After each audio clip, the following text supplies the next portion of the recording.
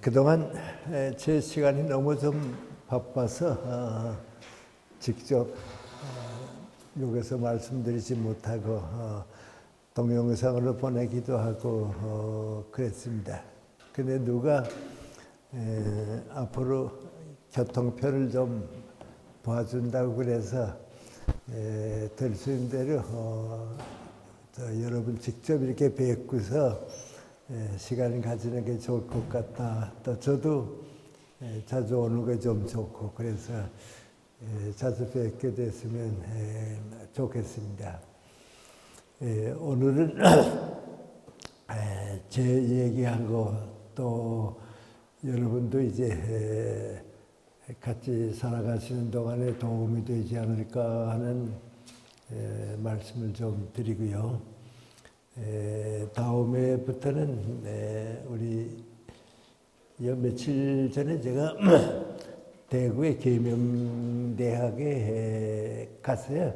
가서 강의를 했는데 나는 그 교수님들을 중심으로 강의를 하는 줄 알고 갔는데 너무 사람들이 좀 많이 와서 강의 내용을 좀 바꿔서 했는데 그때 내가 느끼기는 우리 요새 인문학이라고 하는 말을 많이 쓰는데 인문학이 전체적으로 어떤 것인가 또 우리 살아가는 동안에 인문학이 어떤 의미를 가지고 있는가 그게 좀 대단히 중요하다 하는 걸 생각했어요. 그래서 이 다음 시간부터는 이제 인문학이란 어떤 것인가 예를 들어 말하면 철학은 무슨 공부를 하는 것인가 또 문학은 어떤 것인가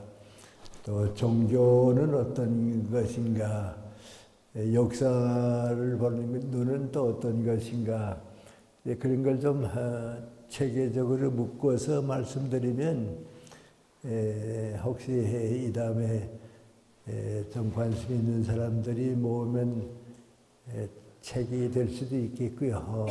그래서 좀 그런 얘기를 해서 좀 도움이 됐으면 합니다. 오늘은 오래간만에 우리 제가 살아온 얘기 또 여러분하고 같이 이제 살아가는 동안에 올 얘기 그런 말씀을 좀 드릴까 그럽니다. 제가 강연을 좀 많이 다니는 편입니다. 그리고 또 여러 교통 사람들한테 강연을 하고 그런데 강연을 다 끝난 다음에 무슨 질문이 있느냐 하고 물어보면 내가 강연한 얘기하고는 엉뚱한 걸 자꾸 물어봅니다. 근데 제일 많이 물어보는 거예요. 건강의 비결이 뭡니까? 그거 제일 많이 물어보고요. 또 장수하는 100세 넘도록 사는 비밀이 뭡니까? 그런 얘기 자꾸 이제 물어보는데 나 혼자 생각은 나는 더 소중한 강연을 했는데 여러분은 그런 것에 대해서 더 관심이 좀 많은 것 같다. 그런 생각을 합니다. 그런데 사실은 이제 병원에 가잖아요. 병원에 가면 의사들도 나보고 뭐라고 얘기하는 거 아니? 오래 사신 비결이 있어요. 그래요. 그럼 그 의사가 할 얘기지 내가 하는 얘기인가요? 그러면 우리는 100세까지 살 자신이 좀 없어서 그런다고 하죠. 그런다. 그래서 오늘 오래 산다고 하는 거, 그래서 우리 개인보다도 사회적인 문제 때문에 좀 말씀을 드리고요. 또 제가 이렇게 좀 오래 사니까 무슨 특별한 뭐 있는가 하는 그 생각도 좀 이제 하시는 것 같고요. 제 얘기 먼저 좀 말씀드리겠습니다. 제가 이제 생각해 보면요, 건강이 제일 나쁜, 제일 어려운, 어렸을 때 시작을 해서 건강이 제일 좋은, 또 제일 오래 산 사람 가운데 하나가 됐습니다. 제가 대학에 있으니까 이제 우리 대학에서 하는 얘기인데요. 서울대학 교수님들 가운데 100살 넘은도록 산 교수가 몇 사람인가 그렇게 얘기해 보니까 작곡가인 김성태 교수님이 100세 넘도록 사셨고요. 또 우리 국악관계 하시는 이해구 선생님이 100세 넘도록 샀어요. 그 내가 생각하기에는 다른 교수님들도 많이 있는데 그 음악하는 교수님들이 100세 넘도록 살았구나 말이죠. 그럽니다. 그런데 애국에서 통계낸 걸 봐도요. 비교적 오래 사는 사람이 누군가니 음악 지휘하는 사람이에요. 음악을 지휘한 사람이거든요. 나도 왜 그랬을까 하니까 음악을 공부하니까 항상 즐겁고요. 또 이렇게 지휘를 하게 되면 이제 내가 가지고 있던 걸 밖으로 발산하는, 그러니까 아마 음악하는 분이 오래 살지 않나 그래요. 그 통계를 좀 보니까 직업으로 오래 사는 사람들은 음악하는 사람들이 오래 살아요, 비교적. 그 다음에 이제 자연과 더불어 오래 일하는 사람들, 과수원을 한다든지, 뭐 이제 살림을 한다든지, 그 사람을 만나는 게 좀 다 피곤하고 힘드니까요. 자연하고 사는 사람들이 좀 오래 사는 것 같아요.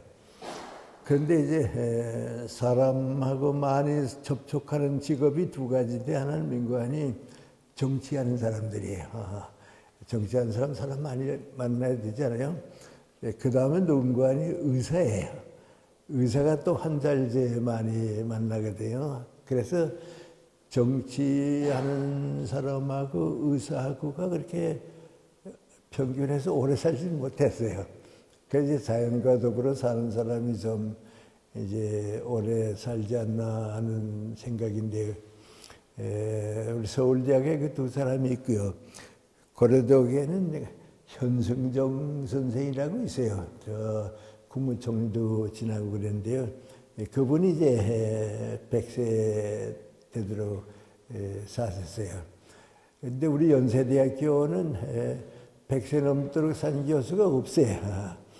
그래서 미안합니다만 나락도 100세 넘도록 살아서 연세대학교도 100세 넘은 사람이 있다는 거 좀 보여줘야겠다 해서 저는 이제 100세가 넘었고요. 그 이동식 선생이라고 있었어요. 신과대학 교수님인데 그분이 이제 100세까지 사시려고 했는데 꼭 만 100세 되는 한 달 앞두고만 돌아갔어요. 그래서 100세는 이제 못 채우고 그랬는데, 이제 그런 분들하고 이제 나하고 이렇게 쭉 비교해 보면 나는 그분들에 비하면 정말 오래 못 살 사람이 100세 넘도록 살았구나, 그런 생각을 이제 혼자 해봅니다. 왜냐하면 이제 우리 어머님이 날 키울 때 나는 20살, 20살까지 사는 것만 좀 봤으면 좋겠다, 그렇게 키웠어요. 난 우리 어머님도 내가 오래 살지는 못할 줄 알고 그랬는데, 그때 그 내가 가지고 태어난 병이 어떤 병인지 잘 이제 난 의사가 아니까 모르는데요. 한 2-3개월 전인가요? 신문을 봤어요. 신문을 보니까 한 가정에 어린아들이 이제 자라고 있었는데, 얘가 이제 이유 없이 의식을 잃어버려요. 이제 생각을 잃어버리곤 쓰러지고 돼요. 그러면 이제 그 가족들이 기다리고 기다려서 깨나면 이젠 깨났구나. 그런데 그 몇 번 그렇게 쓰러지고선 의식을 잃어버리다가 한 번은 다시 깨어나질 못했어요. 그래서 죽었는데요. 그 죽은 현상의 의사가 뭐라는 거 아니 뇌사 상태라고 그랬어요. 내가 죽은 거니까요. 심장은 얼마 동안 더 남아있는데 내 기능이 이제 없어져서 죽었다 이제 그린다. 그래서 그 과정에서 이렇게 사는 애들에게 좀 도움이 되면 장기를 기증하겠다. 그래서 몇 어린애들에게 그 자기 아들 그 장기를 기증했어요. 그래서 저는 그 기사를 보면서 난 잘 모르지만은 내가 어렸을 때 아마 그렇게 태어났는가 보다. 의식을 잃어버리고 이제 쓰러지면 깨나기를 기다리다가 깨났는데 만약에 깨나지 못했으면 아마 뇌사 상태로 죽었을 것이다. 그런 그 생각을 해봅니다. 근데 너 죽어봤냐? 그러면 그건 말 안 되지만은 이제 그렇게 쓰러지는 애들은 죽음을 경험하는 셈이죠. 왜냐하면 의식을 잃어버렸다가 이제 되찾으니까요.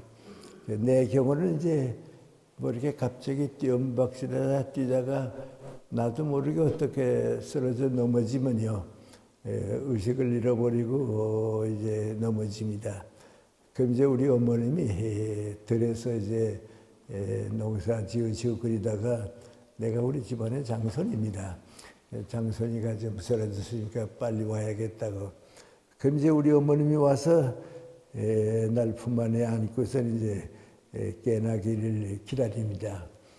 그런데 이제 난 모르지 아무것도 모르고 있다가 눈을 이렇게 떠보면 우리 어머님이 날 품 안에 안고서 눈물도 많이 흘리시고요. 그리고 기다리다가 내가 눈을 뜨면 많이 아프냐 그래요. 그래서 아프지는 않다고. 그러면 이제 집으로 데려다가 이제 하루 동안 쉬고 그걸 이제 몇 번 경험을 했어요. 그러니까 이제 우리 집안에서는 저러다가 이제 깨어나지 못하면 죽는 거니까 우리 장손이는 오래 못 살 거다. 이제 그렇게 생각한 거죠. 그러다가 이제 제가 14살에 이제 초등학교를 졸업했는데 시골에서 이제 뭐 이름 없는 초등학교입니다. 교회 학교인데 그 학교에서는 초등학교 졸업하고 중학교 간 학생이 없었어요. 그런데 우리 담임 선생님이 이름도 기억이 나는데 윤태영 선생님인데 그 선생님이 난 중학교 한번 좀 보내봤으면 좋겠다. 그래서 우리 아버지를 찾아서 형석이는 중학교 한번 보내보자 그 말이죠. 그러니까 우리 아버지가 건강도 좋지 못하고 옛날도 시간 중학교 가는 게 참 뭐 부잣집에서나 가는 걸로 알았거든요. 집안도 가난하고 그런데 어떡하나 하다 걱정하다가 그래도 담임 선생님이 자꾸 부탁하니까 그렇게 하자고. 그래도 제가 우리 아버님이 이제 교회에 다니시고 그랬으니까요. 이제 그걸 내가 알죠. 알아서 이제 내 마음 속에 사람은 우리 부모님이나 선생님이나 의사도 어떻게 할 수 없어도 하나님께서 나를 살려주시면 살지도 모른다. 하나님밖에는 내가 의지할 데가 없다. 그래서 이제 살고 싶은 욕망은 있으니까요. 그래서 이제 기도 드리는 마음을 가진 겁니다. 내 기도는 간단하니까요. 하나님 나도 다른 사람들 같이 어른이 될 때까지 살게 해주시면 제가 어른이 되면 나 위해서 일하지 않고 하나님의 일을 도와드릴 테니까 저도 좀 오래 살았으면 좋겠다. 그 기도로 시작을 했습니다.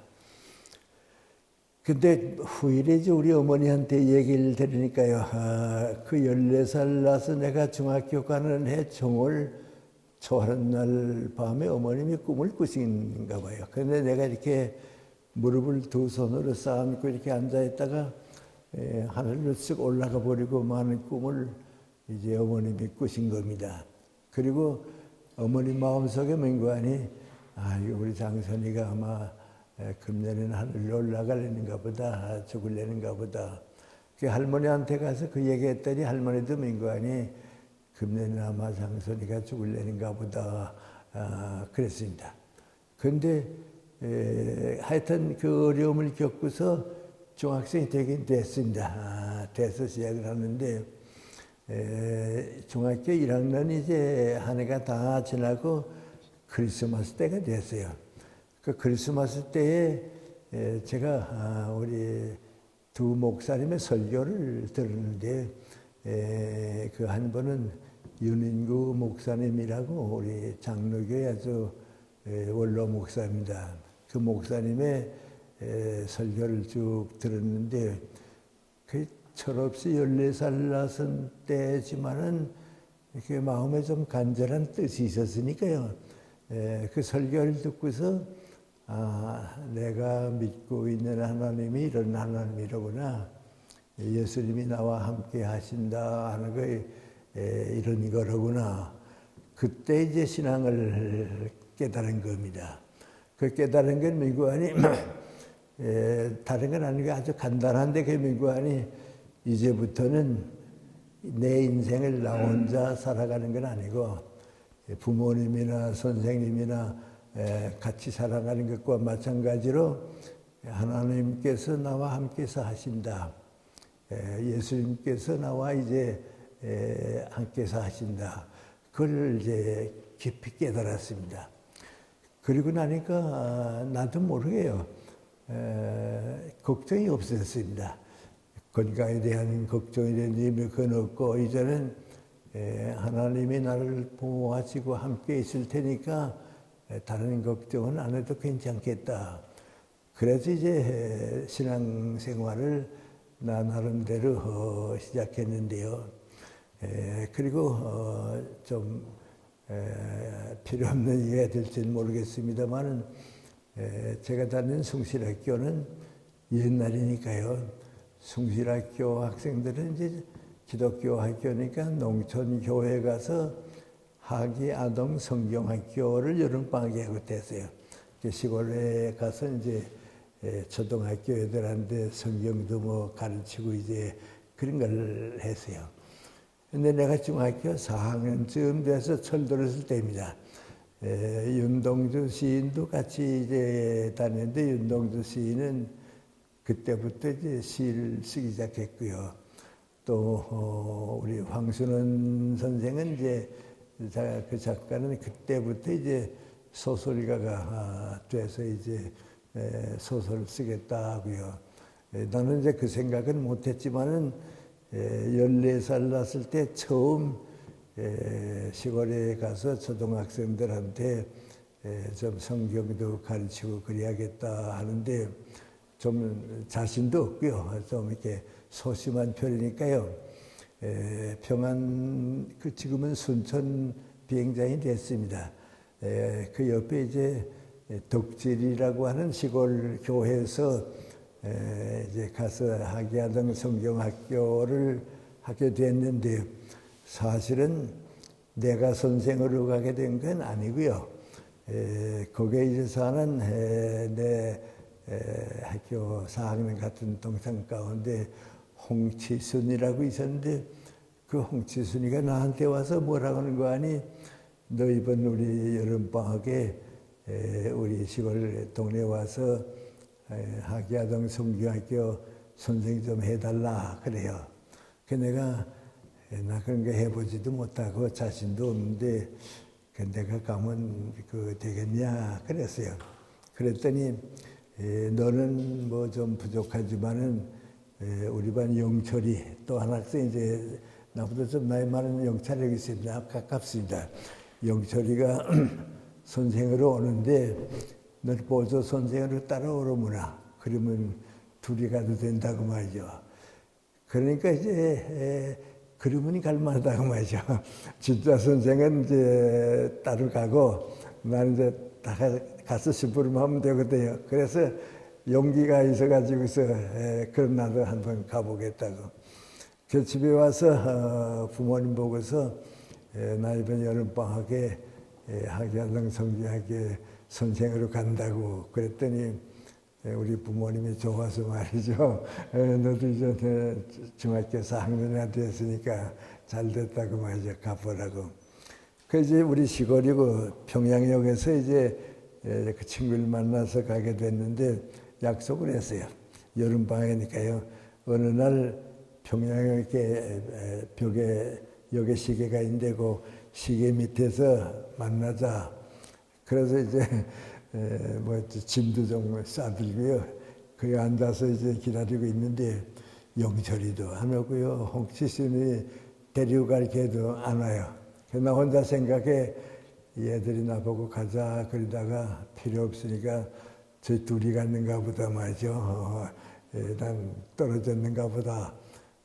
기차 시간은 다 되고요. 그리고 근데 그 영철이는 안 오고요. 홍치순이만 헐딱헐딱 뛰어더니 기차 떠나게 되는데 빨리 가자고 말이죠. 영철이 왜 안 오냐 그랬더니 옛날입니다.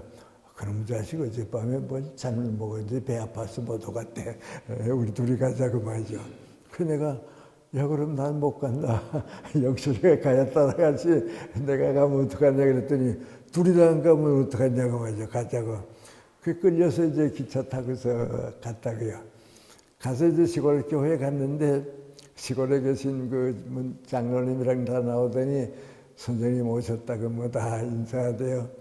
그러니까 이제 그 홍치순이가 한 말이 뭔고 하니 진짜 선생은 아파서 못 오고 이제 형석이 이제 도와주려고 왔댔는데 이렇게 둘이 다 오지 못하게 되고 혼자만 왔다고 그래요. 그러니까 그 교회 장로님이 또 나보고 인사하면서 한테는 뭐인고 아닌 우리 일주일 동안 새벽에는 우리 교회들 예배 인도해 주시고 오전에는 우리 어린애들 성경 가르쳐 주시고 저녁에는 동네 사람들한테 강연 좀 해 주시고 그렇게 해달라고 그래요. 그러니까 영철이만 믿고 왔다가 큰일 나거든요. 그래서 못 산다고도 못 그리고 말이죠. 밤새껏 고민해서 이거 어떡하나 말이죠. 근데 하여튼 새벽적 나니까 또 새벽 예배 인도하긴 해야 할 거 아니에요. 그 지금 생각하면 무슨 얘기 했는지는 모르죠. 하여튼 하긴 했어요. 또 그 오전엔 또 성경 애들 가르치고요. 오후 저녁 때는 또 이제 어른들이 모이면 이제 강연도 이제 하고 그런데 한 3일쯤 하고 나니까요. 잘 되대요. 잘 되는데 그 동네가 보면 이번에 온 선생 아주 좋은 선생 왔다고 야단해요. 그러니까 새벽 기도에 오죠. 저녁에는 강연하죠. 오전에는 주일학생들 가르치죠. 근데 첫날은 예배당 안에 이만한 방에 이렇게 다 앉는 거죠. 의자가 다 앉는데 가득 차더니 둘째 날은 더 가득 차요. 셋째 날은 들어올 사람 못 들어오니까 어떤 거 아니 창문 열고 밖에서 듣고 그래요. 그래서 내가 이거 내가 모자른 줄 알았더니 내가 잘하는가 보다 말이죠. 이렇게 많이 모여서 말이죠. 이게 하여튼 일주일 했어요. 그랬더니 장로님이 오시더니 나보고 뭐라는 거 아니 이번에 너무 은혜롭고 좋아서 그런데 일주일 더 연장하자고 그래요. 그래서 제가 그건 나 바빠서 못한다고 맞아 그랬더니 선생님 뭐 바쁘겠어요. 그러니까 좀 더 연장하자고. 정말 못한다고 말이죠. 집에 가야 한다고 했더니 그럼 사흘만 더 연장하자고 그래요. 그래서 일주일 하는 게 열흘 동안 했어요. 열흘 동안 하니까 이제 처음 집을 떠났으니까 집 생각도 나고요. 뭐 걱정스럽기도 하고요. 그 하여튼 열흘 끝나고서 이제 버스가 그 동네가 멎으면 그 버스라고 어파라고 하는 기차역에 가서 이제 평양까지 오는 거죠. 평양에서 우리 집은 이제 한 20리 돼요. 그런데 이상하게 이렇게 집 생각이 나서 말이죠. 평양까지 가면 내가 밤길들을 걸어가도 집에까지 간다 하는 생각만, 집 생각밖에 없어요. 그래서 이제 버스가 너무 기다리는데 교회 할아버지들, 할머니들이 다 환영 이제 성별 나오고요. 그때 돈을 뭐 10원도 주고요, 뭐 50원도 주고 해서 점심 사 먹으라도 그리고요. 그래서 이제 떠나서 이제 왔어요.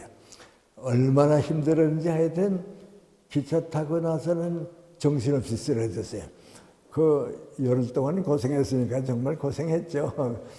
그래 기차 타고서 그냥 자는데 차가 뭐 와랑와랑 소리가 나요. 그 자다 쓱 깨보니까 오후가 되는데 말이죠. 해는 솟아내지려고 하는데 기차가 철교 위를 지나가니까 소리가 난 거거든요.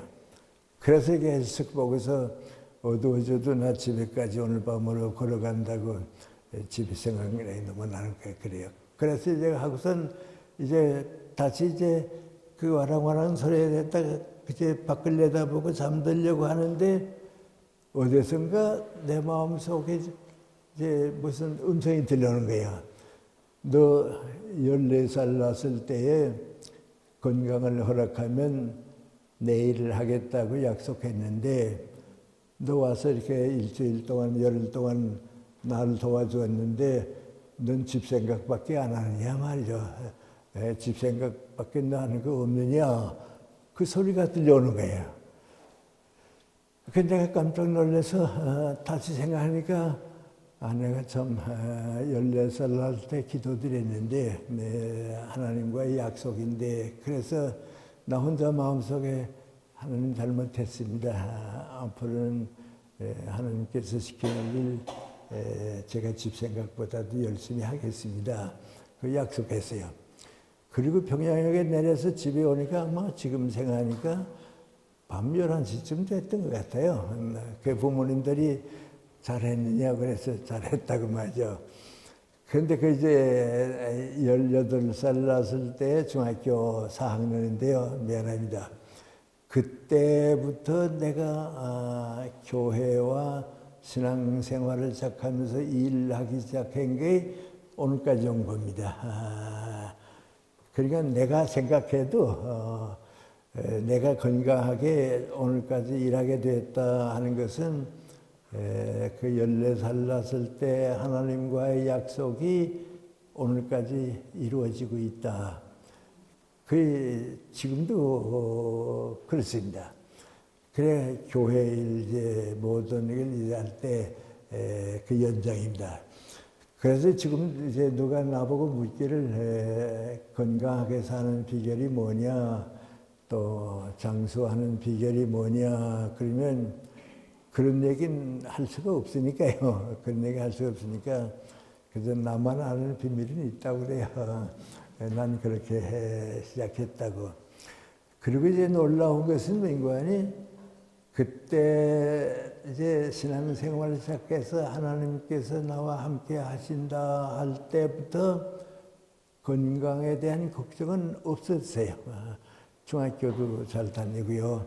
뭐 공부도 하고. 단 한 가지는 나는 약하게 태어났기 때문에 건강이 나쁘기 때문에 뭐든지 조심해야 한다. 무리해서는 안 된다. 그래서 지금도 민관이 나한테 주어지는 일을 하기 위해서 다른 건 다 못하더라도 무리해서는 안 된다 말이죠. 네, 지금도 이제 내일도 뭐 2차례 강연이 있고 뭐 이제 계속 가고 있고 그러거든요. 그러니까 모든 건 그 일 때문에 무리해서는 안 된다. 이제 그거죠. 그러니까 내 건강에 손해가 되는 일, 이렇게 하면 내 건강이 좋지 못하다 하는 일은 나도 안 하고 가족들도 그건 아니다 하고 사회적으로도 그건 아니다 그렇게 생각합니다. 그래서 이제 뭐 다른 분들이 다 걱정하니까 나는 이제 그런 걱정 뭐 나 혼자 하는지는 모르겠습니다만은 전 우리 이번에 윤석열 대통령이 와서 이제 마약 아편이죠. 마약에 대해서 이제 좀 잘 성공해 줬으면 좋겠다 하는 거 생각하면서요. 한 가지 불만은 뭔가니 문재인 대통령 때에 이걸 시작했어야 하는 건데 그때 하질 못하고 때가 늦긴 늦었다. 그러나 이 마약 때문에 나라가 망할 수는 없거든요. 마약 때문에 우리 사회가 병들 수는 없거든요. 그래서 나 혼자 생각해 본 거 아니 우리 윤석열 정부가 다른 건 못한다고 해도 마약 하나만이라도 막아주면 이건 국민 건강에 대해서요 정말 고마운 일입니다. 난 뭐 민생이다 하지만요 이제는 이제 경제는 어느 정도 되는데요 마약은 지금 퇴치하지 못하면요 큰일 납니다. 왜냐하면 남미는 마약 때문에 나라가 다 망했습니다. 그 남미에는요 마약을 하는 사람들이 조직이 너무 크니까요 그 조직이 정부 경찰을 앞지른다고요. 그러니까 마약 책임자가 뭔가니 수상을 뭐 주긴다든지 그러거든요. 그래서 우리 함께 내가 좀 여러분하고 걱정하고 싶은 건 뭔가니 마약은 놔두면 나라가 망합니다. 이건 대단히 위험합니다. 그래서 건강에 해로운 걸 우리는 안 해야 하는데요. 이제 저 위해서 하는 말이지만은 이건 국민 전체를 위해서 그리고요. 또 한 가지 제가 좀 다른 사람들보다도 걱정인데 이 음주운전 때문에 교통사고 나는 거 이건 지금 우리나라로서는 너무 부끄럽습니다. 너무 부끄럽습니다. 그리고 뭐 어떤 때는 민구안이 법무부 차관까지 한 사람이 낮에 음주운전하다가 운전기사 폭행하고 말이죠. 그런데 이건 다른 나라의 그 선진 국가에 가면 상상도 못할 일입니다. 법무부 차관이 낮에 술 마시고 택시 탔다가 운전기사 폭행했다. 그건 상상할 수가 없습니다. 근데 지금 우리 가만 보게 되면요. 이 음주운전 때문에 너무 많은 사람이 희생당하는데요. 이건 안 됩니다. 하고, 저는 제가 술, 담배를 안 하는 것은 이제 내 건강을 위해서 술과 담배는 이건 절대로 나쁘니까 안 하고요. 내 가족들한테도 가급적 다 이건 안 하는 게 좋다고 이제 느낀대요. 이제 미국 같은 데 가보잖아요. 가보게 되면 시카고라고 하는 이제 큰 도시가 있고요. 요 길 하나 차입니다. 길 하나 건너가면 이반스톤이라고 하는 도시가 또 따로 있어요. 그런데 이 도시는 민구안이 술 못 마시게 해요. 뭐 음주운전만이 아니고요. 술 자체를 못 하게 돼요. 그러니까 여기 사는 사람들은 술 마시게 되면 감옥에 가니까요. 어떻게 하는 거 아니 이쪽에 넘어와서 술을 마시고 그 다음에 가요. 그러나 술 마시는 건 팔지도 못하고 이제 그래요. 그런데 거기서 좀 더 올라가게 되면 이제 밀워키인가요? 그런 거 있습니다. 거기 가게 되면 우리 천주교에서는 그런 얘기 좀 좋아하지 않습니다만은 신부님들 가운데 음주 때문에 폐인이 된 사람들이 있어요. 그러니까 신부님들이 술을 이제 마시니까요 중독이 돼서 말이죠 폐인이 됐거든요. 그 신부를 할 수 없으니까 이제 거기 와서 이제 치료를 받고 가고 그래요. 그런데 대체로 거기 와서 음주운전 때문에 치료받는 신부님이 300명이 넘어요. 그런데 그 300명이 넘는데 그 가운데 한 3분의 1은 회복이 돼서 돌아가고요. 한 3분의 1은 폐인이 돼서 그대로 거기서 세상 떠나고요. 한 3분의 1은 치료받느라고 이제 거기 있고 그래요. 그러니까 천주교는 이제 술에 대한 이제 제약이 없으니까요. 예, 그런데요. 그만큼 그 술을 지나치게 마신다 하는 건 좋지 않은데 우리는 지도자들도 말이죠. 그 사회에 그럴 수 없는 사람들도 대낮에 술을 마시고 음주운전을 하고 그런데요. 이건 우리 사회가 이건 용납하면 안 됩니다. 그건 자기가 책임을 져야 하는데요. 저는 그저 개인적인 생각입니다만은 우리 새로운 정부가 들어와서 마약을 완전히 좀 해결해주고 음주운전을 낮에는 못하게 하는 거, 대낮에 술 마시고, 미국 사람들도 이제 가만 보면요, 술은 저녁 먹고서 집에서 혼자 마시는 걸 대세요. 그러니까 낮에 술 취해가지고 다닌다 하는 건 이건 상상을 못하게 돼요. 우리가 그 두 가지쯤은 좀 거쳤으면 좋겠다 하는 생각을 이제 하는 거죠. 그런데 제가 이제 이런 생각을 하니까 민구안이 이제 예를 들어 말하면 이제 내 친구 가운데 뭐 우리 김태길 교수 또 우리 저 같이 있는 안병옥 교수 이렇게 가까운 친구들인데요. 그 두 친구들이 다 건강이 사실은 없단 좋은 분입니다. 난 좋은 분이니까 같이 이제 50년 동안 살면서도 어떻게 생각하는 거 아니 나도 저분들만큼 건강했으면 좋겠다 그런 생각 항상 가졌는데 오히려 90이 되고 나니까요 두 분들은 이제 끝나고요 나만 이제 혼자 남았거든요. 근데 이제 그 변화를 가만 보면 이제 누가 나보고 이런 강연을 좀 해줬으면 좋겠다 하고 부탁하면 내가 나보다는 우리 김태길 선생님이 더 좋으니까 내가 소개해드리겠다고. 근데 김태길 선생님을 이제 내가 소개해드리게 돼요. 그러면 그분 아주 차분하고 좋은 내용을 하죠. 나보다 더 이제 좋은 내용을 하고 그런데 근데 87세, 88세쯤 됐을 때에 내가 김태길 교수님을 소개해주면 그 강연을 끝나고 난 다음에 그 사람 만나서 우리 김태길 선생님 가서 좋은 강연 해주셨죠. 그러면 뭐라고 얘기하는 거 아니? 이전 늙으셨는가 봐요. 아무래도 옛날만 못하다 그래요. 왜 그러냐 그러면 강연하다가는 줄거리를 잊어버려서 다른 데 갔다 돌아오지 못하고 또 어떤 때는 같은 얘기를 또 하고 한다고 그러니까 이제 또 모시지 못하겠다고 말이죠. 그럼 내가 두 가지 걱정합니다. 내 친구가 벌써 저렇게 늙었구나 하는 생각하니까 마음이 아프고요. 두 번째는 민구안이 나도 이제 곧 그렇게 될 텐데 이거 어떡하지 하는 걱정합니다. 또 안병옥 선생님도 이제 우리 셋이나 동갑인데요. 그분은 이제 90 가까이 되니까 88세쯤 되니까 귀가 어두워져요. 어두워지는데 이게 보청기를 써서 좀 괜찮은 사람도 있고요.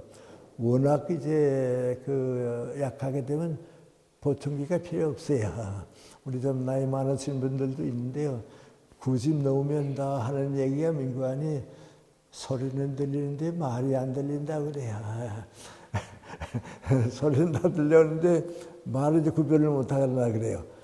근데 한 번 우리 성천문화재단에 무슨 모임이 있어서 몇 사람이 이제 갔는데 이제 나하고 안병옥 선생님하고 강연을 같이 하게 됐거든요. 같이 하게 됐는데 안병옥 선생님이 그래요. 말씀들 하세요. 나는 듣질 못하기 때문에요. 말씀들 하세요. 그래요. 그리고 자기 할 거 뭐 하는 거예요. 그러니까 우리 이렇게 얘기하는 걸 듣는 줄 알았는데 벌써 못 듣거든요. 그래서 이제 아이고 저 안정이 저거 앞으로 저거 어떡하지 말이죠. 좀 친구니까 걱정스럽기도 하고요. 또 한 가지 이제 나도 언제 저렇게 될 텐데 이거 어떡하지 말이죠.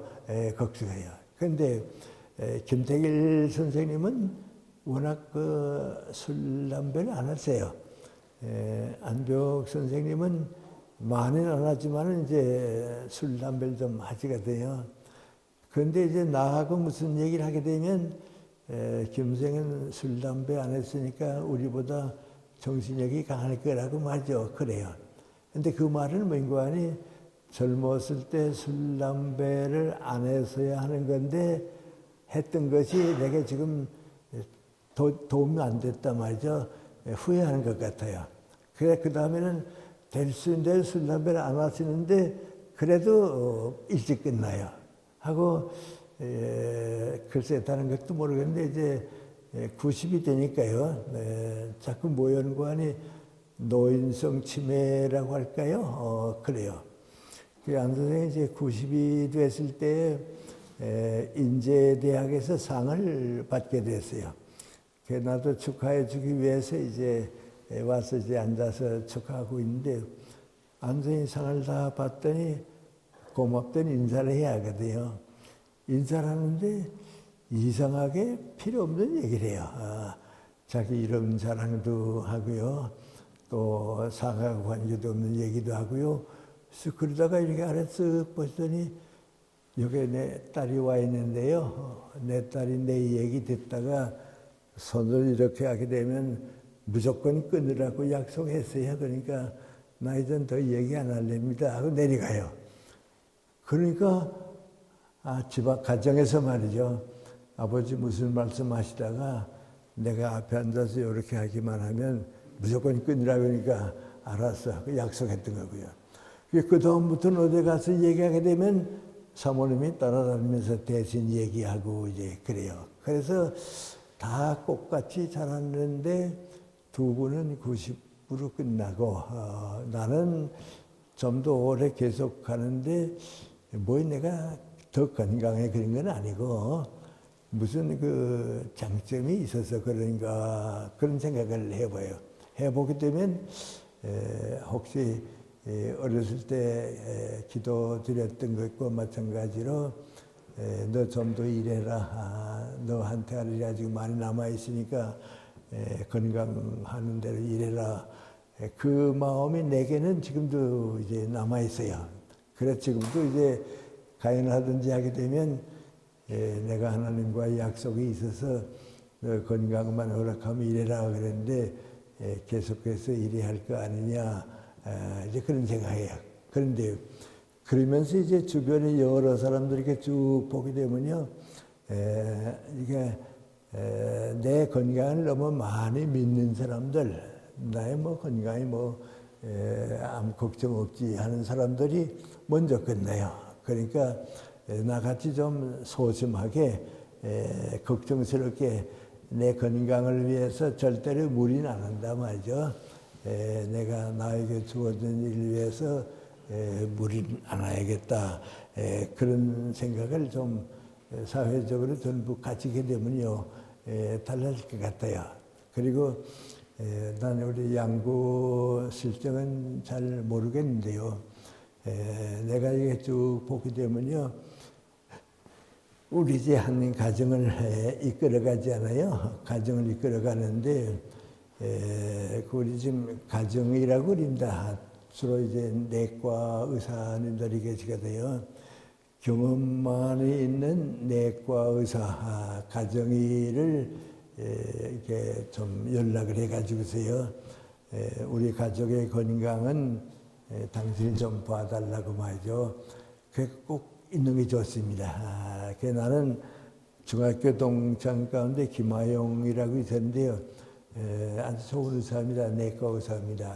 근데 그 의사가 살아있는 동안은 우리 온 가족이 이제 뭐대가 아프든지 거기 갑니다. 가면 이제 그 의사가 뭔가니 자기가 봐줄 수 있는 걸 봐주고요.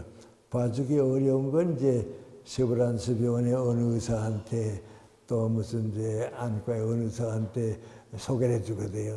그러니까 온 가족이 이제 도움을 받는 거죠. 그 여러분이 양구 난 잘 모르겠는데 앞으로 이제 좀 더 시간이 좀 우리 군수님하고도 좀 물어보고 이제 그립니다만은 좀 그런 의사가 양구에도 한 두세 분이 있어서 내가 믿고 가족 가운데 무슨 병이 있으면 가서 의논하면 그 의사가 봐줄 건 봐주고 그렇지 않은 건 이제 더 좋은 이제 춘천의 은혜 의사라든지 보내는 거. 그걸 있는 가정은 마음이 편안합니다. 마음이 편안한데요. 그 없게 되면 공연히 이 병원 저 병원 다녀보고 고생하느라고요. 가족 건강을 좀 지키지 못하는 때가 많이 있습니다. 그래서 그건 좀 꼭 하면 좋고요. 그 다음에 이제 나이 들게 되면 전에도 제가 그런 얘기를 좀 했겠습니다만은 이제 나 같은 사람이 경험하는 게 제일 어려운 병이 세 가지인데요. 하나는 고혈압입니다. 이 고혈압이고요. 그 다음엔 당뇨입니다. 내 중학교 동창 한 사람이 보사부 장관도 뭐 지나고 그랬는데요. 그 당뇨를 자기가 의사니까요. 치료를 못하니까 마지막에 그 당뇨 때문에 눈이 어두워지대요. 그 텔레비전 봐도 이렇게 화면을 보지는 못하고요. 듣기만 해요. 그래서 내가 왜 그렇게 돼서 그랬더니 이게 선천적으로 당뇨 때문에 이제 그렇게 됐다고 말이죠. 그래요. 그래서 이제 고혈압하고 당뇨하고 그 다음 하나 민관이 전 치매가 자꾸 늘어납니다. 이 치매 이 세 가지는요. 다 의사들한테 젊은 의사한테 얘기 들어보게 되면 뭐라는 거 아니 늦게 발견하고 난다고 말이죠. 50대 후반부터 적어도 60대쯤 되게 되면 이 세 가지는 관리하라고 말이죠. 그러면 90까지는 누구나 간다고 말이죠. 90까지는 누구나 갈 수 있으니까 그건 자기 책임이라고 말이죠. 이 세 가지는 좀 잘 관리하라고 그럽니다. 저도 지금 나이 좀 많고 그러니까요. 그 세 가지는 항상 조심하는데 이 치매는 저도 그 의사가 아니니까 이제 잘 모르겠어요. 제일 중요한 게 민관이 항상 공부하고요. 책을 읽고요. 이런 데 와서 이제 강의를 듣고요. 머리를 쓰는 사람은 90까지 가요. 머리를 안 쓰게 되면 곧 주저앉고 말아요. 그러니까 사람에게 나는 이렇게 아까 처음 얘기를 돌아가서 건강의 비결이 뭐냐, 오래 사는 게 무엇 때문에 그러냐 그러면 나는 신앙생활을 시작을 했지만은 그것 떠나서 하고 싶은 얘기는 민관이 일을 사랑하는 사람하고 공부를 계속하는 사람이 건강하다. 그러니까 공부하면서 일하고 일하면서 공부하는 사람. 이거 계속하는 사람은 오래 계속이 됩니다. 그거 안 하는 사람은 나 자신이 잃어버리니까 말이죠. 어렵습니다. 그 이제 저 이제 그 얘기 한 가지만 더 얘기하고 이제 다음번 얘기로 가야겠으니까 말씀드리겠는데요. 이제 제 경우를 가만 이렇게 보게 되면요, 신체적으로 늙는 건 누구나 꼭 같습니다. 이건 과로하지 않고 잘 지키기만 하면 신체적으로 늙는 건 누구나 꼭 같습니다. 전에도 제가 그런 얘기했죠. 우리 동양 사람들은 여성들은 22살, 남자들은 24살까지 우리 신체적으로 제일 좋은 나이입니다. 건강한 그때부터 이제 쭉 오다가 40이 되게 되면 성인병이 걸립니다. 그 다음부터 이제 서서히 내려옵니다. 그 누구나 다 똑같은데요. 정신적으로 늙는 건 어떠니까? 정신적으로는 40까지 다 올라갑니다. 그 다음에 노력하는 사람은 50, 60, 70, 제 경우는 한 80까지는 올라갑니다. 정신적으로 늙지 않습니다. 그럼 그 어떤 사람인가? 항상 공부하는 사람, 항상 문제를 가지고 사는 사람, 그런 사람들이 안 늙습니다. 아까 제가 내 친구들 가운데 이제 우리 대학에 100세 넘은 교수들도 있고 이제 다른 교수하는 사람들인데 보게 되면 이 100세 넘은 사람들이 내 주변에서 제 7사람이 있는데요. 가만 쭉 보게 되면요. 그 7사람 다 똑같은 건 민구안이 계속해서 공부하고요. 계속해서 일하고요. 그럽니다. 일 쉬지 않고요. 계속해서 일하고 그럽니다. 그리고 정신적으로는 늙지 않아요. 그 이제 올라가는 이제 길이죠. 그런데 또 한 가지 제가 이제 생각하는 게 민구안이 사람은 이제 인간적으로 늙질 않아야 돼요. 사회생활에서 인간관계가 이제 다 중요하고 그러니까 늙지 않아야 하는데요. 이 인간관계를 늙는다 안 늙는다 하는 건 민구안이 감정 문제도 있고요. 직업 문제도 있고요. 뭐 다 있는데 언제든지 그 희망을 가지고 사는 사람, 아직도 나 무엇인가 할 수 있다 말이죠. 아직도 나한테 주어진 일이 있다. 그 희망을 가진 사람은 괜찮아요. 그 희망을 못 가진 사람은 30대에도 그러거든요. 근데 아마 다 우리 좀 나이 드신 분은 느낄 거예요. 6.25 전쟁 때 얼마나 힘들고 고생했습니까? 근데 그때는 자살한 사람은 없습니다. 악착같이 살았지 자살한 게 없습니다. 근데 지금은 자살 많이 합니다. 젊은 사람들까지 자살하는데요. 희망을 잃어버린 겁니다. 그러니까 이제 미안하면 나 같은 사람이 내 친구들보다도 좀 더 오래 건강하게 일하는 원인이 어디에 있는가 하고 가만 생각해 보게 되면 내 친구들보다도 내가 좀 더 희망을 가지고 있었다 말이에요. 그 희망은 뭔가 나라를 위해서 뭐 좀 도움을 주지 않을까, 후배들을 위해서 무슨 좀 도움을 주지 않을까, 나라가 이렇게 되면 안 되겠는데, 우리 정치가 이렇게 되면 안 되겠는데, 그게 나한테는 희망입니다. 그럽니다. 그러니까 그러니까 인간적인 희망을 가지고 사는 사람은 역시 좀 덜 늙고요. 늦도록 일하는 것 같고 그렇습니다. 그리고 이제 그런 사람들은 민관이 감정이 좀 풍부합니다. 정서적으로 말이죠. 좀 풍부하고 말이죠. 그럽니다. 그래서 내가 내 친구들 100세 넘은 사람들 가만 보면 두 가지가 다른데요. 절대로 욕심 없고요. 욕심 없이 살고요. 두 번째는 민관이 남 욕하거나 화내지 않아요. 남 욕한다, 화낸다 하는 건 민관이 내가 인간적으로 아름답게 선한 생활이 없다 그거든요. 그 이상하게 100살 넘은 친구들 가만 보게 되면 욕하지 않고 화내지 않아요. 그 민관이 인간적으로 정신적으로 귀하게 산다 하는 뜻입니다. 그래서 첫째 번 얘기 민관이 우리 좀 더 오래 살기 위해서, 건강하게 살기 위해서 노력해야 할 점은 사회적으로, 개인적으로 참 많다 말이죠. 그래서 좀 그렇게 보내는 것이 여러분에게 도움이 되지 않을까 하는 얘기입니다. 그 다음에 우리 많은 분이 모이지 그랬으니까 두 번째 얘기를 조금 도중에 쉴까 하다 계속하겠습니다. 계속하겠는데, 이제 사람들이, 이게 좀 미안한데 오늘은 이제 제 얘기를 좀 하는데요. 나보고 이제 물어보게 되면, 김정은 초등학교 선생으로 시작했는데, 어떻게 대학 교수까지 됐냐, 자꾸 물어봅니다. 전 이제 교육계에 몸담고 살았는데, 시작은 초등학교 교사로 시골에서 시작했거든요.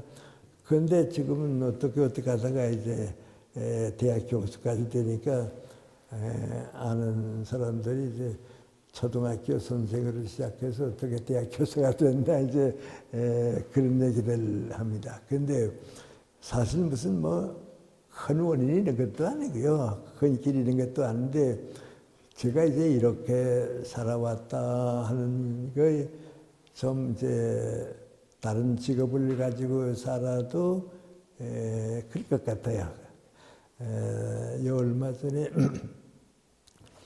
우리 국방부 장관을 지난번에 만났어요. 만나서 무슨 얘기하다가 그분이 전 육군사관학교에 있을 때에 교수님이 와서 이제 강연을 해 주셨는데 그때 들은 강연 때문에 제가 제 인생을 좀 보람있게 살았습니다. 그래요. 그래서 내가 무슨 강연을 내가 했던가요? 그랬더니 그분 문관이 공무원들하고 군인들하고는 승진을 해야 합니다.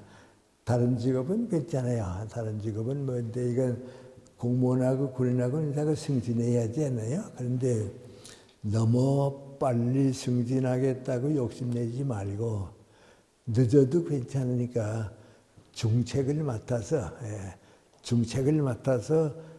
서서히 올라가라고.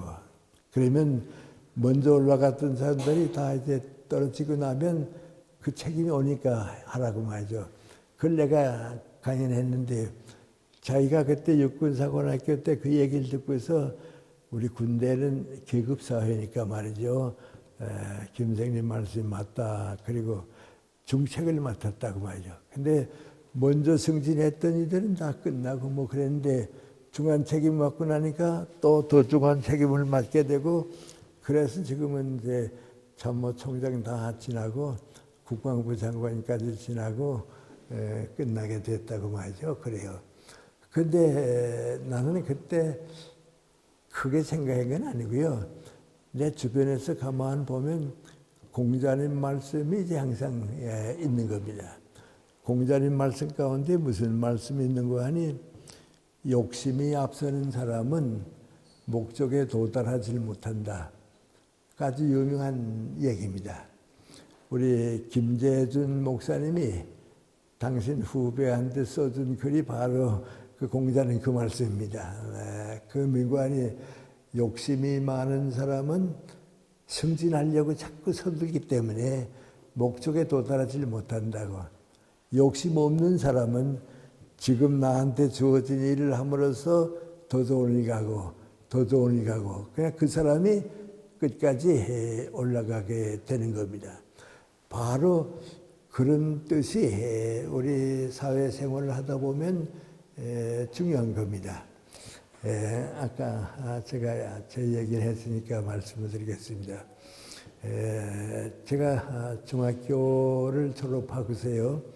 집이 가난하고 또 동생들도 많이 있고 그러니까 가난한 그 장마다들의 책임을 버리고 대학 가겠다 하는 생각을 못했습니다.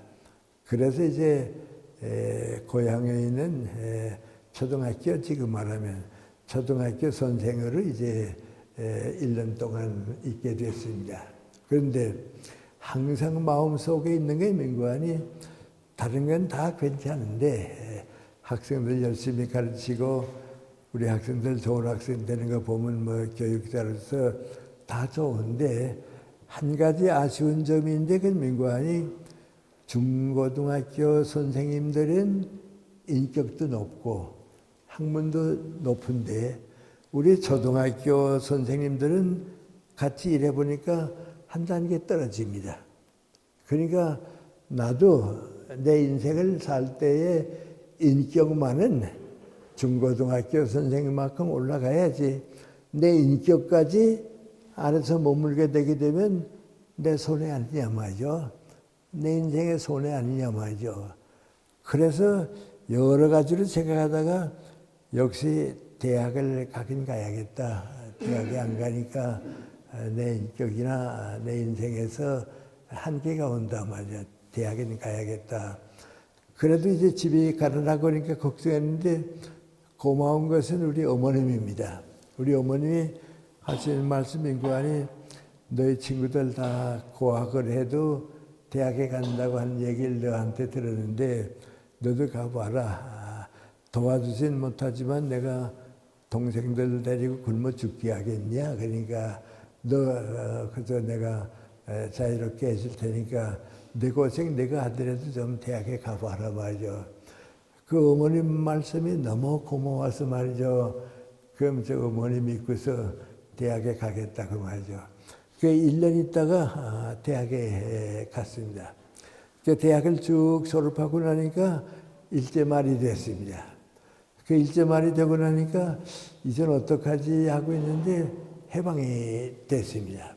일제 말은 제가 이제 경찰이 따라다니고 뭐 학도병 문제도 있고 그러니까 공직을 못 가졌거든요. 그러다 이제 해방이 됐습니다.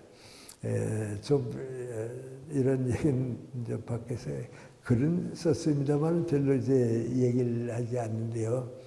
제가 교육계에 살게 된 동기는 이제 해방 때입니다. 1945년 8월 15일에 해방되지 않았어요? 그 14일 날, 그 전날 밤입니다. 밤에 이제 잠이 이제 들어서 이제 있는데 전쟁 마지막도 되고 이제 경찰들이 조사도 다니고 그러니까 이제 자유롭지도 못하고 고민하고 있는 때인데 밤에 잠이 들었는데 꿈을 꾸게 됐습니다. 꿈을 꾸었는데 그 꿈이 어떤 꿈인 거 아니? 우리 평양이니까요. 내가 사는 데는 평양인데 저 서남쪽으로 가면 바닷가에 진남포라고 있습니다. 바닷가입니다. 그 진남포에 내가 갔습니다. 누가 오라고 그래서 갔더니 바닷가인데 꿈이니까요. 바닷가고 아무것도 없는 데 바닷가인데 거기에 한 창고가 2개가 있어요. 근데 나를 왜 갔는가 하고 나는 모르고 갔더니 마올이라고 하는 미국 선교사가 이제 중학생 때부터 날 쭉 키워줬거든요. 네, 내 은인이죠. 그래서 철학의 집에도 그분 사진인데요. 그 마올이 선교사가 아무도 없는 바닷가에 있어요. 그래서 날 기다리고 있었던 거예요. 그래서 내가 선생님, 목사님 여기서 저를 기다리셨어요. 그랬더니 잘 왔다고 너한테 보여줄 거 있다고 말이죠. 그래요. 그래 아주 아무것도 없는 슬팔리고 바닷가인데 이제 그 마을의 선교사가 날 보고 민구하니 저 창고에 가보자고 말이죠. 그 아주 높은 창고인데 창고 문을 이렇게 쓱 열고 보니까요. 거기 그저 일본 사람들이 죽은 시신이 그저 창고 안에 가득 찼어요. 아주 가득 찼어요.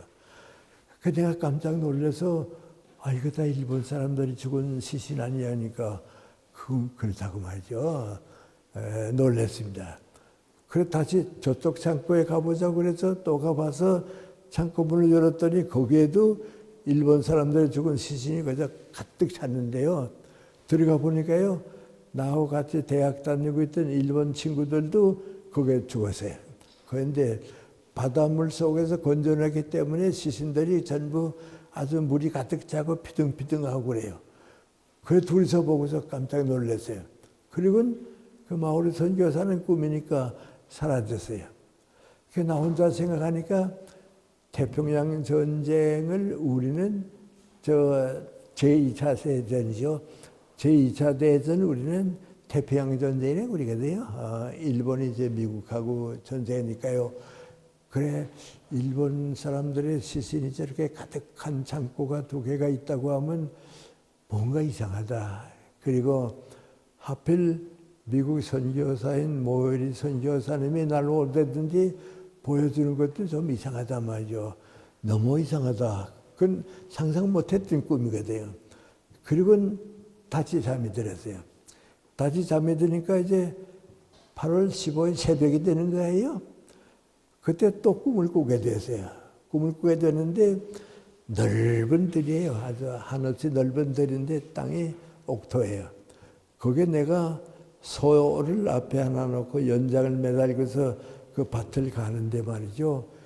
이 넓은 걸 다 가려면 내가 죽두를 걸어도 못 다 갈 텐데 이걸 어떡하지 하고 그런데 태양이 이제 하늘에 있던 태양이 큰 태양인데 자그거에 아니고 아주 쟁반같이 큰 태양이 서쪽으로 져야 할 텐데 태양이 동쪽으로 져요. 그러니까 꿈에도 말이죠. 태양은 동쪽에서 와서 해는 서쪽으로 지게 마련인데 오늘 어떻게 해가 동쪽으로 진단 말이죠. 그래도 해가 지기 전에 이걸 다 갈 수가 없는데 이거 어떡하지? 그 아주 열심히 갈다가 꿈을 깼어요. 그 2가지 꿈이 다 너무 이상해서 말이죠. 조반 먹다가 아버지 보고 그랬어요.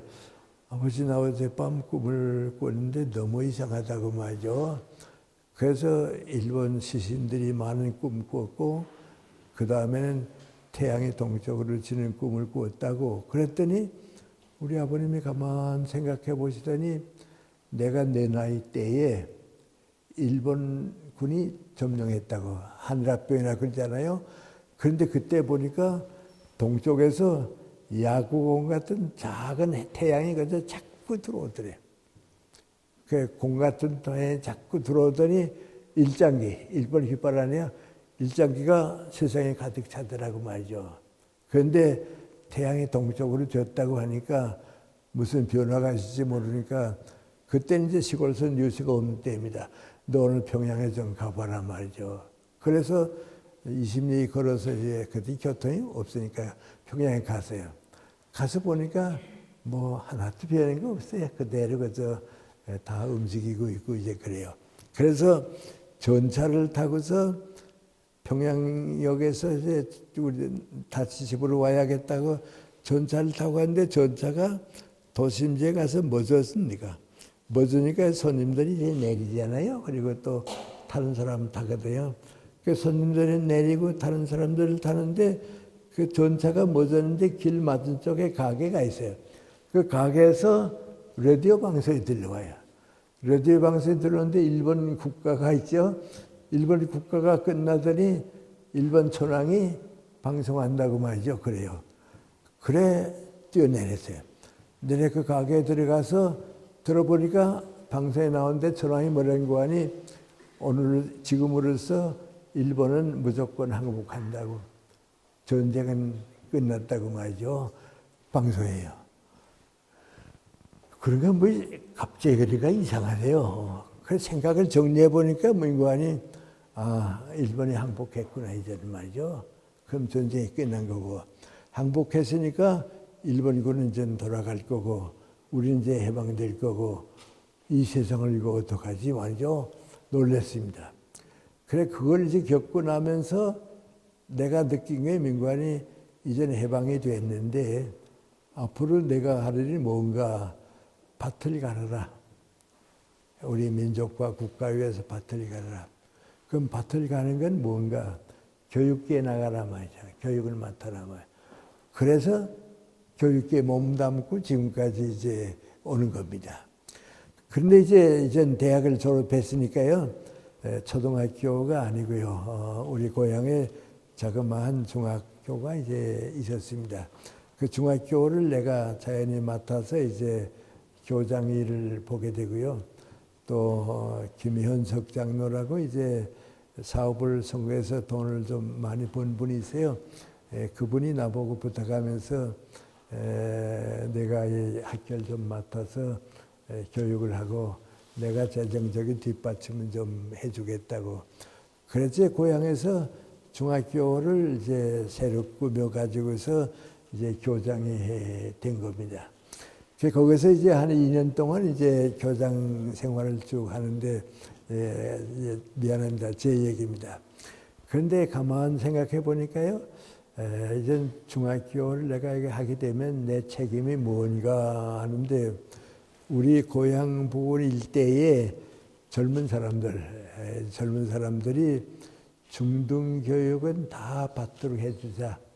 지금 말하자면 이제 중고등학교 교육까지는 우리 지방 일대에는 우리 학교가 맡아서 가난하더라도 농촌에 살았더라도 내가 책임을 좀 맡아줘야겠다. 그걸 이제 열심히 이제 그걸 했어요.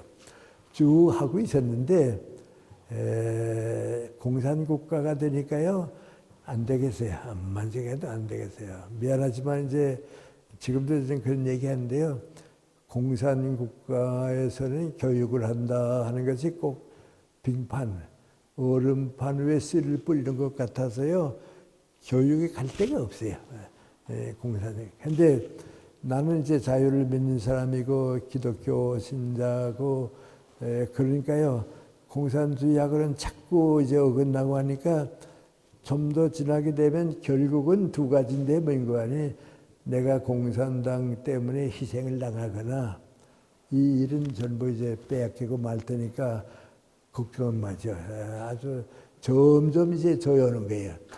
그래서 일을 어떻게 하면 되는가 그래서 이제 고민하고 있었는데 좀 이제 그래서 개인적인 일입니다만은 1947년 여름방학이 됐습니다. 여름방학이 돼서 이번 방학이 지나면 이제 가을학기가 또 시작되겠는데 내가 공산당원들한테 붙들려 가서 교육을 못하게 되거나 학교를 빼앗기는 거에 낫겠나 아니면 38선을 넘어서고만 서울로 갈까 고민하고 있었어요. 그렇게 고민하고 있는데 7월 이게 너무 충격적이니까 지금도 기억합니다. 7월 10일입니다. 7월 10일에 여름방학을 하고서 학생들 다 돌려보내고서 이번 여름방학에 내가 어떡하지 하고 고민하느라고 이제 우리 집이 좀 산 높은 데가 있었는데요. 그 산 위에 올라가서 소나무 등지고서 그런 걱정을 하고 있다고만 나도 모르게 잠깐 잠이 들었어요. 잠깐 잠이 들었는데 그 잠깐 꿈을 꾸는데 내 앞에 이북에서는 경찰서원이라 이제 보안서원이라 그럽니다. 꿈에 보안서원이 긴 장총을 메고 내 앞에 서더니 총을 내 가슴에다 갖다 대고서 너 김일성 대학의 교수로 오라고 그랬는데 왜 아직도 안 왔냐 그래요. 그래 내가 그런 것이 있었던 것 같기도 하고 없었던 것 같기도 하고 그래서 한번 뭐라는 거 아니 그건 당신이 잘못 생각했다고 내가 김일성 대학의 교수를 가는 게 아니고 나보다 더 유능한 사람을 내가 추려야겠다고 소개하겠다고 그랬는데 지금 찾아보는 중이라고 그 사람이 이제 갈 거라 그러니까 그 사람이 머릿속 흔들리 그랬는가 그러더니 그 장총을 하늘을 대하고 당하고 쏴요. 그 총소리에 놀래 깼다고요. 그리고 깨니까 그만 너무 놀라서 말이죠. 이게 무슨 일이 있으려고 그런가 그래서 봤는데 우리 집이 좀 산이 높은 곳입니다. 그 아래 동네를 쭉 내리다 보니까 트럭이 한 대가 이제 동네 앞에 쭉 가서 우리 집으로 올라오는 길이 있는데 그 멎어 있어요. 사람이 두 사람이 거기서 내려서 멎어 쭉쭉 보면서 이제 우리 집을 보고 나 있는 쪽을 보면서 뭐 서 있어요. 근데 내 작은 동생이 헐떡헐떡 뛰어 올라오더니 나보고 뭐라는 거 아니 우리 난 중학교 교장이고 이사장이 있잖아요. 이사장 김현석 장로님 지금 잡혀가는데 형님도 잡으려고 지금 저기서 왔다고 말이죠. 빨리 산으로 도망가라 그래요. 그래서 이 도망가는 건 뭐 이제 산으로 올라가면 되니까 도망을 가겠는데 어떻게 됐는가 하고 보니까 트럭이 거기에 멎어 있고요. 두 사람이 내려가지고서 우리 집에 있는 쪽으로 이렇게 보고 있더니 다시 트럭을 타더니 가버려요. 그래서 이전에 갔으니까 괜찮은가 보다 그랬어요. 그리고 가만 이제 내려와서 물어보니까 뭔가 하니 이 사람들이 이제 우리 이사장, 우리 김현석 장로가 그 이사장이니까 이사장이 38세 넘어서 탈북하려고 다 준비해 놓고 고향의 어머님이 80이 넘으셨으니까 마지막 작별 인사를 드리고 가려고 집에 온 거예요. 와서 그 80 넘은 어머님에게 뭐라 그러는 거 아니 어머니 제가요 무슨 사정 때문에 좀 멀리 다녀오겠습니다. 그때까지 건강하시라고 말이죠. 인사드리고 이제 가려고 왔습니다 하고 큰 절을 드리고서 말이죠. 그러니까 어머니는 이제 나이 많았으니까 어디 멀리 가냐 그러니까 예 좀 오래 있다 올 것 같습니다. 그게 마지막 작별 인사를 하고 나오는데 숨어있던 보안소원들한테 체포된 거예요. 그때 잡혀가서는 감옥에 가서 쭉 있다가 6.25 전쟁 때 세상 떠났어요. 근데 이제 그 내리다 보니까 그때 나는 뭐까지 알았는 거 아니? 우리 이사장이 저렇게 잡혀가니까 이제는 다음번 내 차례로구나 말이죠. 그래서 이제 나도 탈북해야겠다. 그래서 이제 그 8월 15일을 계기로 해가지고서 이제 탈북했어요. 탈북하고서 이제 여기 왔는데요. 와서 이제 어디 갔는 거 아니? 어디 취직을 해야 갔는데 다 때는 늦었고 해서 제가 미안합니다만은 이제 한 번도 내 직장 때문에 걱정은 안 했어요. 그래서 일이 주어지면 하고 됐으니까 걱정 안 했는데 47년 이제 가을에 이제 서울에 오고 보니까 대학도 다 시작했고요. 중고등학교도 다 시작했고요. 이제 내가 무슨 직장을 하나 가져야겠는데 교육계에 가야겠는데 갈 데가 어디에 있는가 하고 있었는데요. 신문을 보니까 중앙학교에서 교사를 모집한다고 광고가 났어요. 그래서 평생에서 단 한 번 직장 구하러 갔어요. 거기 가서 중앙학교를 찾아가서 내가 물어봤죠. 나 신문 보고 왔는데 혹시 이제 교사 자리가 있느냐고. 그랬더니 그 여자 한 말이 뭔고 하니 우리 독일어 윤리학 선생이 있었는데 그 사업 때문에 떠나게 됐다고 그 선생을 구한다고 말이죠. 그래서 내가 그러면 오죽 괜찮겠냐고. 그래서 이제 가게 된 겁니다. 그래서 이제 평생에서 한 번 꼭 내가 직장을 구해본 경험인데요.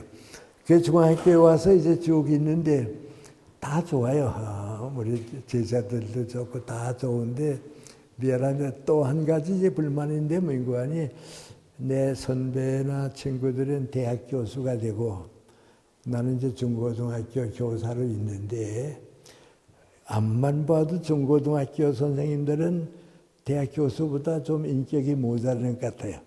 학문도 좀 이제 떨어지는 것 같고요. 그러니까 나 자신의 실력은 모르겠는데 대학 교수들은 좀 높은 위치에 있고 나는 중고등학교 교사이기 때문에 좀 한 수준 낮은 것 같고 말이죠.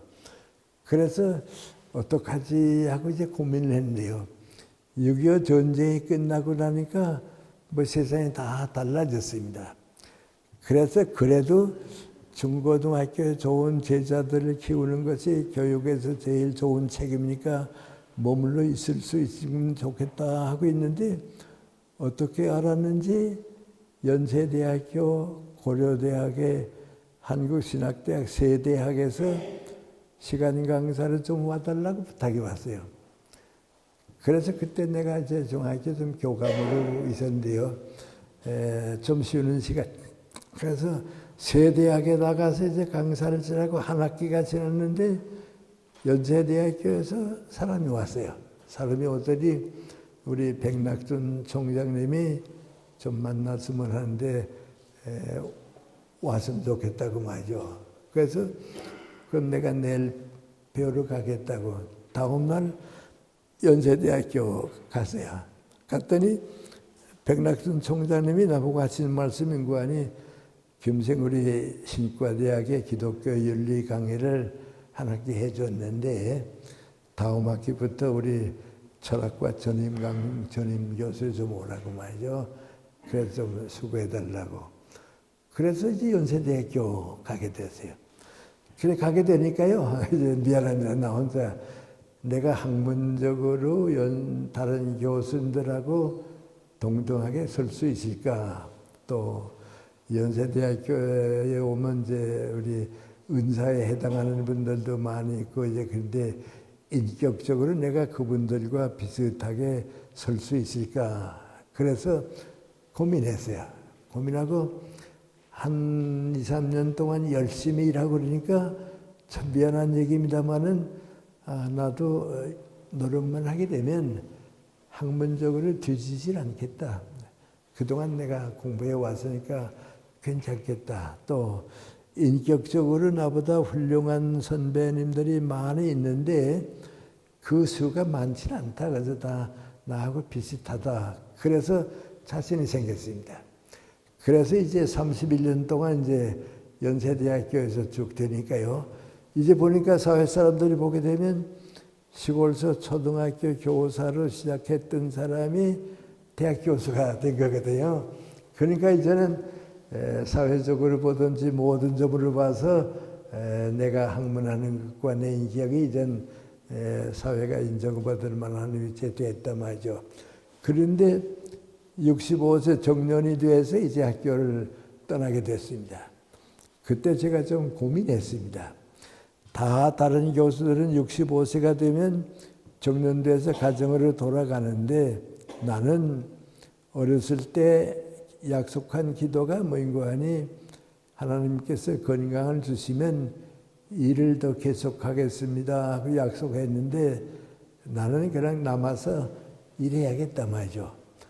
그래서 65세 정년퇴직하면서 대부분의 교수들이 다 정년퇴직 가정으로 돌아가는데 난 다시 시작해 봤습니다. 그러니까 책도 많이 쓰고요. 강연도 많이 하고요. 독자도 많이 생기고요. 외국에 강연도 많이 나가게 되고요. 그래 80까지는 계속되대요. 80까지는 내가 내려간 게 아니고요. 계속되니까요. 다른 교수님들이 65세에 끝나고 나는 15년 동안 더 80까지 계속한 거죠. 그때 이제 내 친구인 안병욱 선생, 김태일 선생을 만나서 말이죠.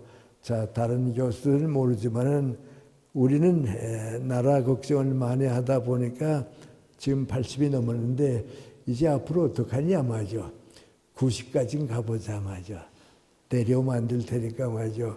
90까지는 그냥 연장해보자. 그래서 우리 셋이 열심히 노력해서 90까지 갔는데 두 친구는 그만 거기서 탈락하고요. 나 혼자 남았거든요. 그 90이 되니까 이제 미안합니다. 이제 나도 늙었다 말이죠. 나도 나는 80 될 때까지 난 늙었다는 생각을 해본 일이 없습니다. 뭐 안 늙은 걸 늙었다고 할 수 없으니까 90이 되니까 늙었다는 생각이 났습니다. 그럼 이제는 어떡하지 말이죠. 나 혼자 남았는데 어떡하지. 가는 데까지 가보자 말이죠. 가는 데까지 가보자. 그래서 그대로 계속하니까 95세까지는 되대야. 그런데 95세가 되니까 이제는 몸이 따라오질 못해요.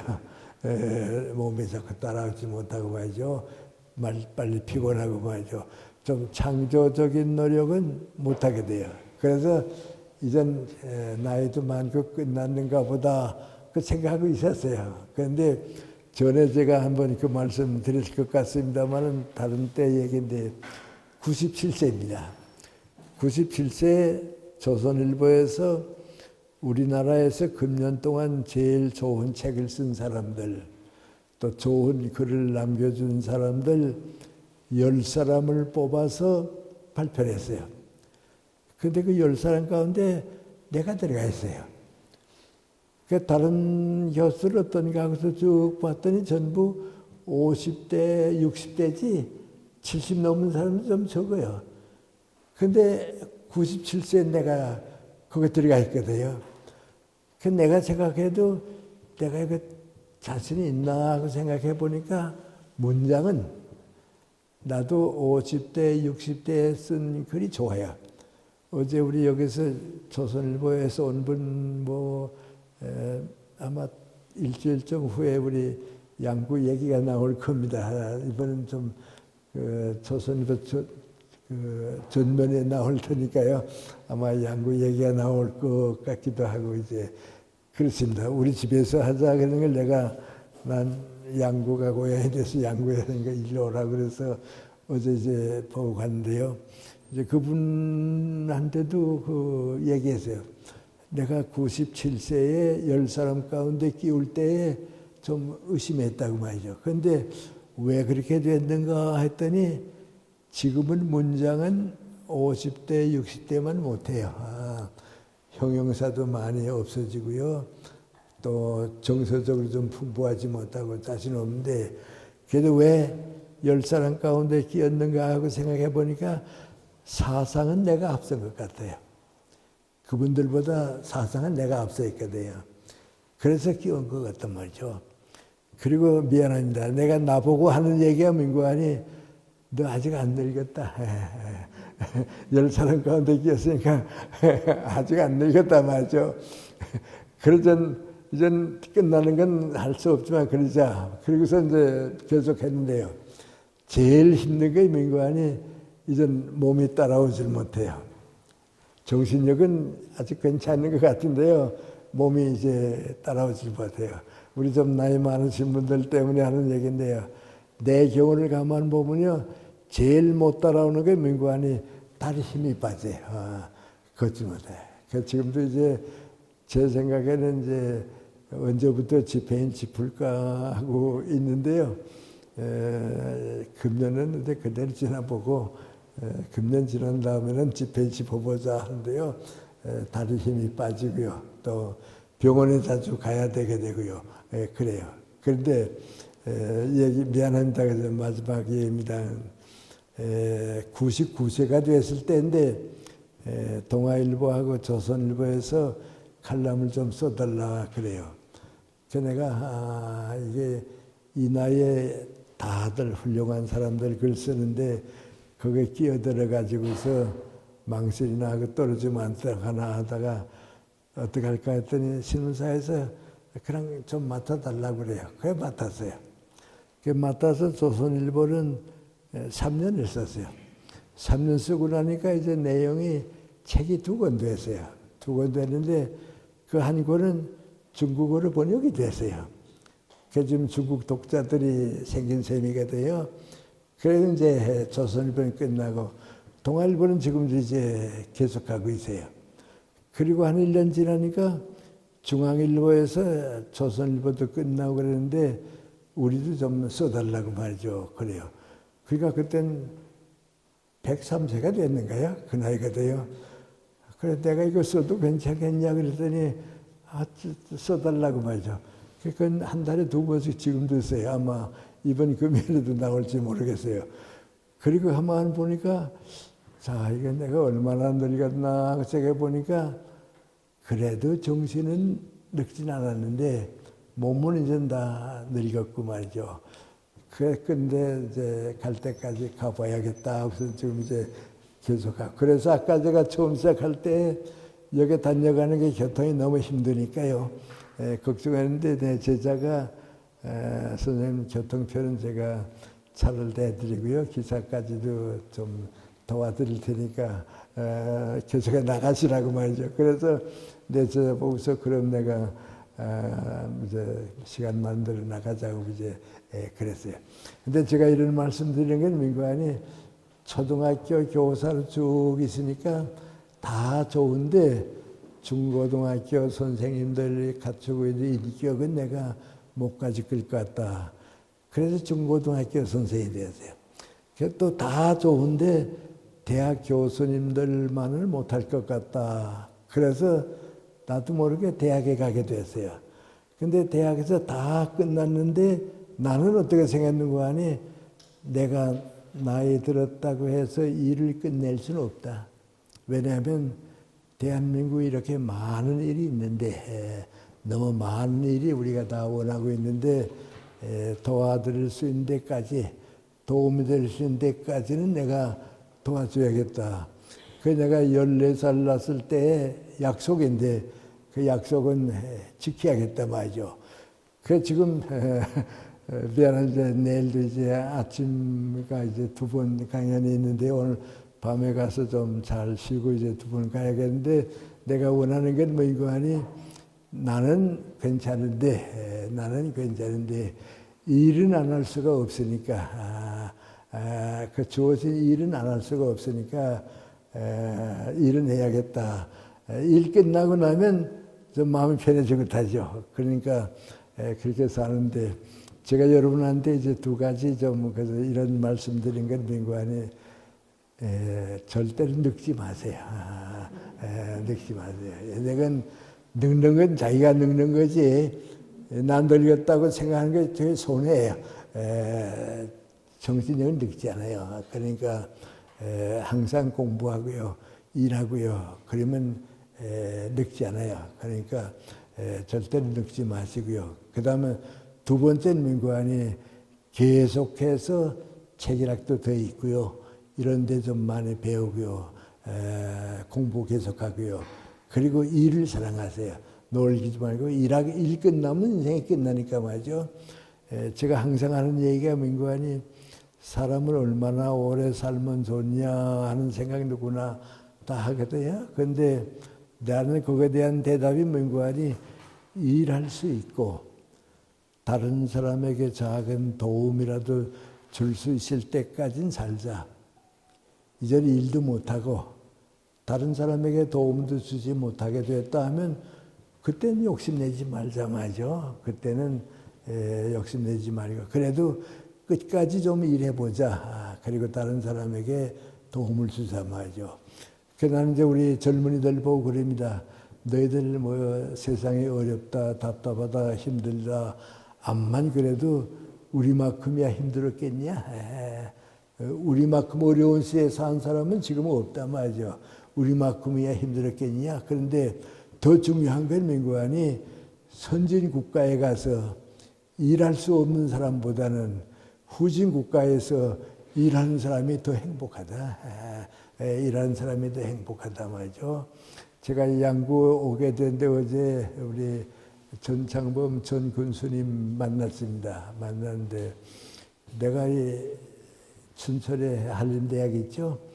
그 한림대학에서 무슨 상을 준다고 이제 결정되는데 받으라고 그래요. 그래서 상을 받으러 갔어요. 90단 넘었을 때죠. 그 가서 이제 대학이니까 이제 교수님들도 오고 또 의사 병원이 있잖아요. 의사님들도 오고 그런데 상을 받고서 뭔가 고맙다는 인사를 해야 할 거 아니겠어요? 그런데 제가 그랬어요. 상을 주기로 결정했다고 해서 내가 상을 받긴 받았다고. 그런데 암만 생각해도 내가 무슨 특별한 업적이 있는 것도 아니고 또 남이 못하는 무슨 그 직책을 맡은 것도 없고 나보다 훌륭한 사람도 많이 있는데 양보하고 싶은 생각도 많이 있다고. 그래도 주는 걸 받긴 받고 가만히 생각해 보니까 받을 자격이 딱 한 가지가 있다고 말이에요. 그 받을 때가 한 가지인데 그 민관이 오래 사시느라고 고생 많이 하셨습니다. 그래 주는 거라고 말이죠. 나만큼 오래 산 사람이나 또 고통스럽게 산 사람은 없다고. 그런데 한 가지는 민관이 그 고통이 있긴 있지만은 사랑을 하는 고통, 사랑이 있는 고통이기 때문에 행복했다고. 난 정말 행복하다고. 왜? 국가를 위해서, 민족을 위해서, 이웃을 위해서 조그만 사회락도 베풀어 주었으니까 행복했다고 말이죠. 그래서 여러분이 주신 상을 받겠다고 말이죠. 받겠다고. 그리고 우리 끝나게 되는데 꽃다발을 주는데 우리 전창범 군수님이 꽃다발을 줘요. 나는 받으면서요. 양구 군수님이 왜 나한테 꽃다발을 주나 하고 알아봤더니 양구에 고향이 없으니까 이제 나하고 안배옥 선생은 북한이니까 90은 넘고 갈 곳이 없잖아요. 그래서 고향을 만들어 드리겠다고 약속했댔는가 봐요. 그래서 여기 양구 식구가 된 거죠. 그런데 저는 이렇게 생각해 보면요. 사랑이 있는 고생이 행복입니다. 젊은 사람들이 그거 가지면 다 훌륭하게 보람있게 사는데요. 고생하는 거 싫고 나 편하게 살겠다 하면 인생이 없어지고 맙니다. 그런 점에서 여러분 우리 나이나 뭐 환경 다 생각지 마시고요. 이제부터 좀 새 출발하시고요. 제가 앞으로 몇 시간에 도와드리고 싶은 건 민관이 인문학은 뭐 하는 학문인가? 우리 생활하고 무슨 관계가 있는가? 네 가지인데요. 철학은 무엇인가? 예술, 문학은 무엇인가? 그 다음에 역사는 무엇인가? 종교는 무엇인가? 그걸 한 4번쯤에 걸쳐서 좀 여러분과 같이 이제 이런 시간을 가질까 그렇게 생각합니다. 그래서 저도 좀 마음의 준비를 갖추고요. 또 여러분도 생각을 갖췄다가 앞으로 남은 좀 좋은 시간을 1년 동안 계속해 주셨으면 고맙겠습니다. 다 피곤하신데 이제 끝내겠습니다. 고맙습니다.